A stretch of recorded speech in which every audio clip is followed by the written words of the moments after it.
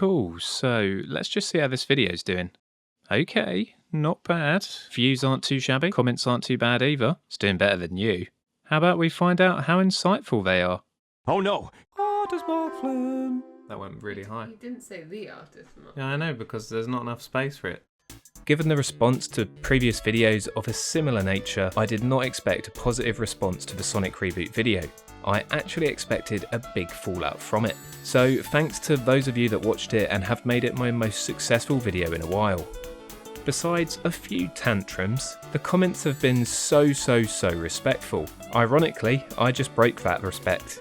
Ah well, shouldn't be such a little crybaby. People who have disagreed have done so in such a constructive way and have mentioned things they liked and disliked in a very nice bit of back and forth. This is how YouTube comments should be, ladies and gents. We are just discussing an anthropomorphic hedgehog at the end of the day. If you want to create a fan game, fan art or anything of that nature surrounding that video, go ahead. You don't need to ask me. Sonic is a Sega property after all. Just link back to that original concept video if you're working on something directly inspired. Anything that could help get some eyes on that video would be great for me. After shifting through your comments at a supersonic pace, today I wanted to run through a few of the opinions that are coming through on the video that I think could use a bit of extra clarity. Opinion 1. This should be a spin-off, not a reboot.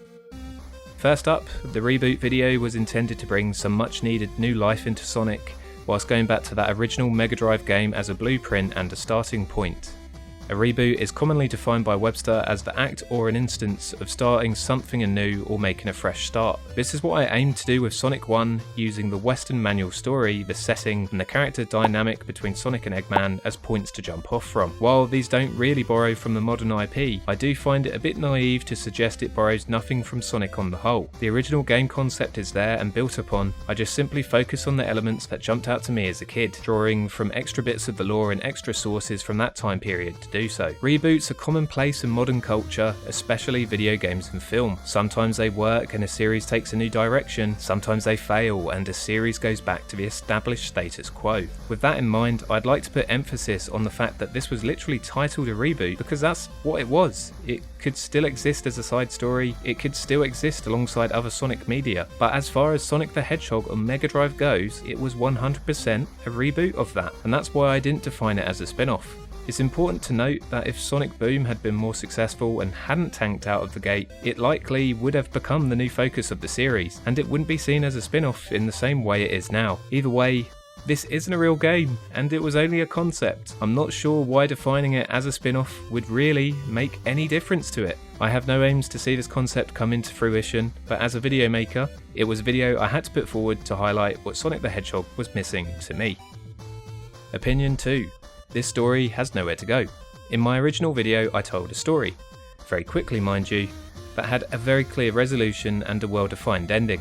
I loved the idea of Sonic being a character who only used his speed when he had to, and in my characterization of him, I saw him as someone who would much rather laze around and chill if he had the time to. Having him want to get rid of his trainers at the end of the game in its closing moments did not seem jarring to me, especially given the company that has created them. A fair few comments are claiming that because of this plot point and the fact that my Sonic needs super durable trainers to handle the speeds he moves at, I've written myself into a hole that would make this a one and done story, and for that reason it couldn't possibly work as a reboot, as it would shut down progression of the franchise. I disagree with this sentiment massively. Just to repeat myself again, I had no urge to franchise this reboot concept, and I'm certainly not coming up with new videos like this for some time. This end screen in the previous video wasn't a lie.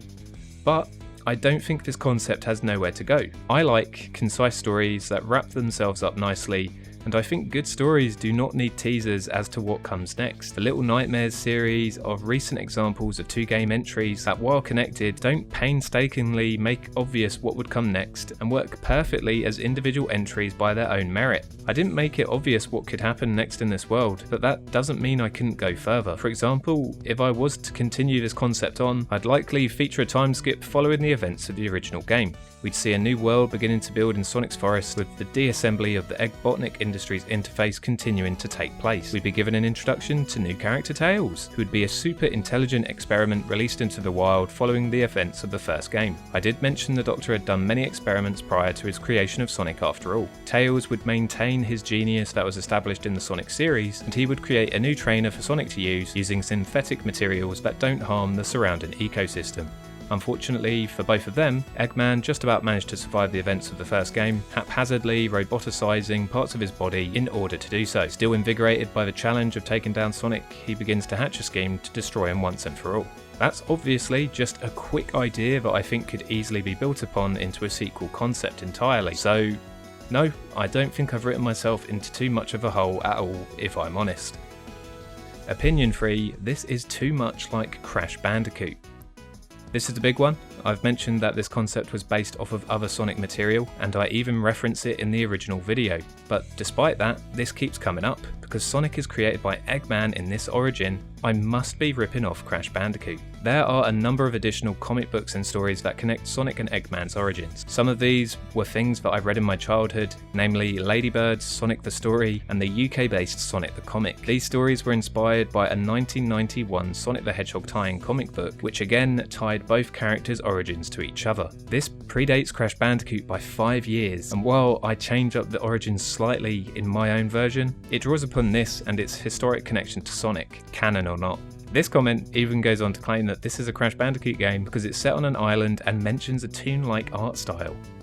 Have you played the original Sonic game? An island setting isn't specific to Crash Bandicoot in the slightest, and the Rayman style toon design I mentioned doesn't even build on the style of cartoon that inspired Crash. Crash Bandicoot was designed to resemble cartoon characters of the 90s, he's inspired by the likes of Looney Tunes and Animaniacs. While I clearly draw reference to inspiration from Rayman and cell shading modern video games, this is a completely different style.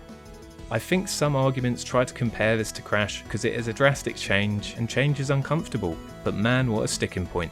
Also, just have to point out, Crash Bandicoot's origin is literally Frankenstein's monster as a trope. A scientist's creation comes back to destroy himself. Does that make Crash Bandicoot a rip-off of Frankenstein? Of course it doesn't. But this argument would essentially reduce it to that, so yeah, that's basically it. I can see why people have made the comparison, but to me, it's completely a non-factor in how I went about making this video. So that's basically it. There's a few comments I've probably missed, but there's no time in the world to answer them all. Hope you all stick around this year for the future content I'm going to be working on. It won't just be focused on Sonic, though I'm sure he'll be a focus, but it will be focused around everything else I'm playing and thinking about. This project was a huge undertaking, and I'm just looking forward to making some shorter videos that are a little bit more fun to make. Don't forget to like the video, subscribe to the channel and hit the notification bell if you want to stay up to date with what I'm doing next. At this time I'd just like to send out a special thanks to Doug Slade, Proggy Froggy and David Hernandez. Cheers for donating at the top Patreon tier.